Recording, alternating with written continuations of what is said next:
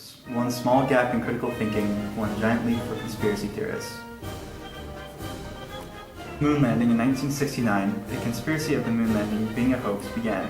Our goal is to discredit the main claims of the conspiracy, namely the lack of stars in photographs on the moon, the awkward lighting conditions, the odd behavior of the flag, and the fact that NASA had the technology to fake it to begin with. UIUC students were given a survey on whether or not the moon landing was a hoax. The results are shown here. Was the moon landing a hoax? Yes.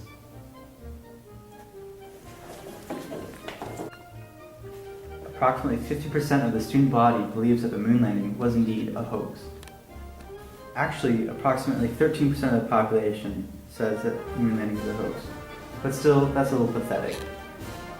This is what rational people do when they hear that people say the moon landing was a fake. You're the one who said you walked on the moon when you didn't. Calling the kettle black if I ever thought of saying I misrepresented myself. Away from me. You're a coward and a liar and a thief.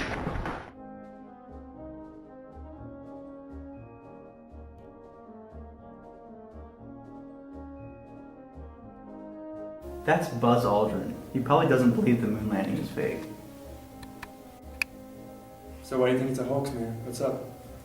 Alright, well, first of all, look at this picture right here. As you can see, there are no stars at all. How can there be no stars if you're looking on the moon, if there's no atmosphere or clouds blocking your view from the stars? How is that possible? Well, let's look at the moon right now. Right now? Right now. Alright, let's go. The moon is so bright that the camera is too exposed to see any stars. It doesn't take a genius to figure that out. Just with everyday observations and some proper rational thinking, we can easily debunk that point. You conspiracy theories lack basic critical thinking skills and are too grounded in your own opinion to consider any others. Alright, fine. You may have made one good point, but let's look at this picture of Buzz Aldrin. Okay, look at the lighting. There's no way the lighting should be like this in this picture. As you can see here, Buzz looks very, very illuminated. How can this be when the surrounding is all shadows? And speaking of shadows, look where his shadow is placed. Judging by where the light is hitting his body, his shadow should be more to the left of him instead of in the front of him. Yes, the front of his body is very well lit, but there's a good reason for this. If you look at the moon on an average night, you will see that it's very bright. The reason why his suit is so bright is because the moon's ground is reflective. Also, the sun is hitting his body at this angle, and when you take a closer look, it lines up perfectly with his shadow. Is there anything else that doesn't make sense to you? Look at the flag, for crying out loud. Okay, we're in a vacuum, right? It's space, it's a vacuum, it's on the moon. How can the flag be waving like on a windy day? There's no way this should be happening. Unless Buzz is blowing through his spacesuit, which is very, very unlikely, then there's no way the flag should be moving like it does on a windy day. How do you explain that? Yes, it is true at first glance that the flag waving in a vacuum doesn't seem to make any sense. But let's just do a simple comparison. Look at a regular flag outside. Now see the footage from the moon. They look completely different. Why? Because the flag on the moon is moving due to the conservation of momentum when it was planted into the moon. As you can see, the flag on a windy day moves very differently than the flag on the moon. Alright, fine. Let's assume that those things are all true.